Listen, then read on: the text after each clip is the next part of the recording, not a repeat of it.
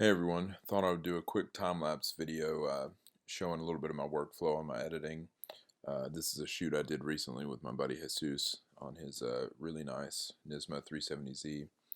A lot of the things I do on the editing may not be correct to some people, or it may not be the same way how certain people would do it, but this is just the way I handle my workflow and just kind of how I do my stuff. Normally I would edit with a Wacom tablet, but I'm just using the trackpad on my MacBook Pro. So just thought I'd give you guys an idea of how I do things. So enjoy.